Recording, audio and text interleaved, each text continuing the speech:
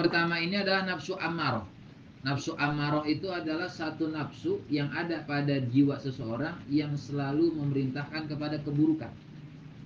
Ketika dalam hidup seseorang ternyata dia itu sering melaksanakan keburukannya, sering melaksanakan maksiatnya, maka yang ada pada dirinya adalah nafsunya, namanya nafsu ammaroh. Ada lagi yang kedua, nafsu lawamah. Nafsu lawamah adalah satu nafsu yang mana jiwa seseorang itu sudah tahu akan perkara yang buruk, sudah mulai untuk melaksanakan ketaatan kepada Allah, tapi ketika melihat maksiat masih senang.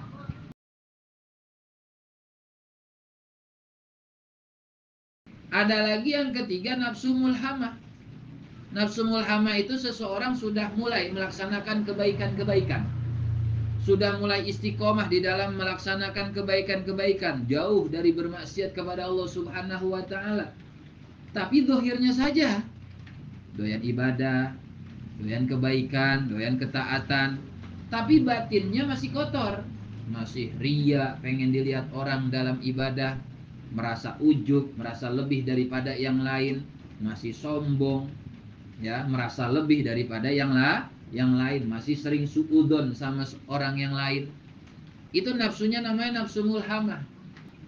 Nah, yang keempat ini baru namanya nafsu mutmainnah.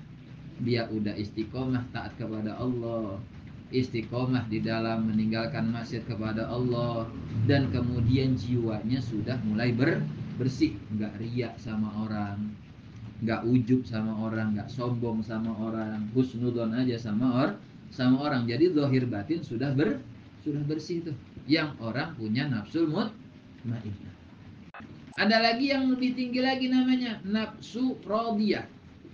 Nafsu radiyah adalah nafsu atau jiwa yang ada pada seseorang yang dia sudah istiqomah dalam melaksanakan ketaatan kepada Allah, jauh bermaksiat kepada Allah, dan kemudian dia juga zahirnya rapih, batinnya rapih, zahirnya bersih, batinnya bersih, dan kemudian segala apapun dipasrahkan sama Allah. Dan kemudian perkara makruh sudah dianggap perkara yang haram bagi dirinya, perkara sunnah sudah dianggap perkara yang wajib bagi dirinya. Itu nafsu radiyah. Ada lagi yang lebih hebat dari itu, nafsu mardiyah.